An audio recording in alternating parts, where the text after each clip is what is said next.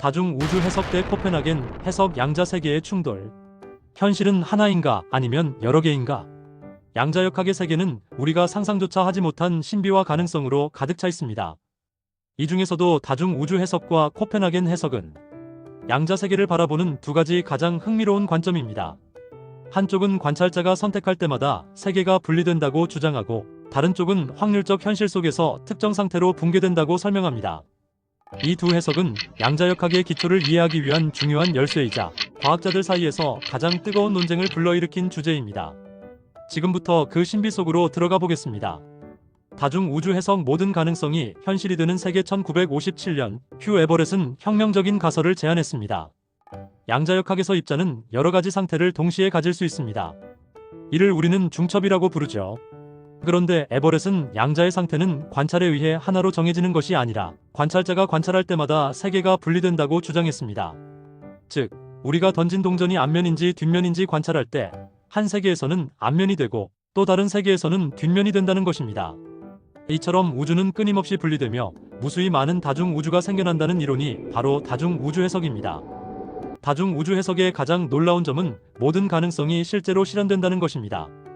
우리가 선택하지 않은 다른 선택지들도 다른 세계에서 실현되고 있다는 생각은 한편으로 두렵지만 동시에 매혹적이죠. 예를 들어 우리가 가질 수 없었던 삶의 또 다른 버전이 어딘가의 우주에 실제로 존재한다니, 그야말로 영화 같은 상상이 아닐 수 없습니다. 코펜하겐 해석 확률이 현실을 결정한다. 코펜하겐 해석은 닐스 보어와 베르너 하이젠베르크에 의해 발전된 이론으로 양자역학에서 가장 널리 알려진 해석 중 하나입니다.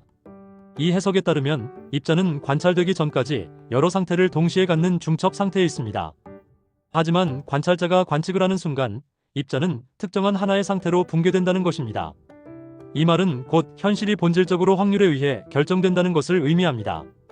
예를 들어 고양이가 살아있는 상태와 죽어있는 상태에 동시에 존재한다고 설명하는 슈레딩거의 고양이 실험에서 관찰자가 상자를 열어보는 순간 고양이의 상태가 결정된다는 것이죠. 코펜하겐 해석의 가장 매력적인 점은 그 단순함과 직관성입니다. 관찰 행위 자체가 현실을 만드는 과정이라는 설명은 과학자들에게 오랫동안 양자 세계를 이해하는 열쇠 역할을 해왔습니다. 왜 충돌이 일어났는가? 다중 우주 해석과 코펜하겐 해석의 가장 큰 차이는 관찰의 역할입니다. 코펜하겐 해석은 관찰이 현실을 결정한다고 보지만 다중 우주 해석은 관찰이 단지 세계를 분리할 뿐이라고 주장합니다. 코펜하겐 해석은 실험적으로 검증된 부분이 많아 양자역학의 주류 해석으로 자리 잡았지만, 다중 우주 해석은 현실의 단순성과 직관성을 거스르면서도 우주를 이해하는 데 있어 매혹적인 가능성을 제시하고 있습니다. 두 이론은 양자역학의 해석에 대한 철학적이고 과학적인 충돌을 상징하는 것이죠. 결과로 두 해석 중 어떤 것이 더 옳은지에 대한 논쟁은 여전히 진행 중입니다.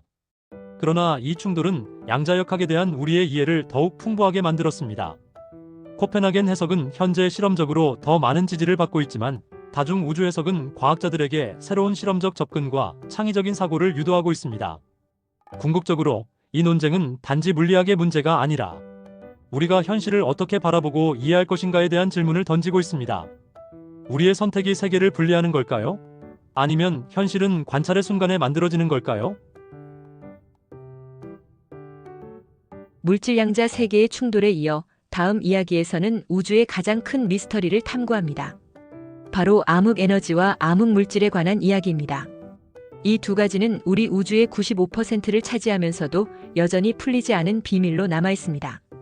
과연 이 미스터리한 에너지는 어떤 역할을 하고 있을까요? 다음 에피소드를 기대해 주세요.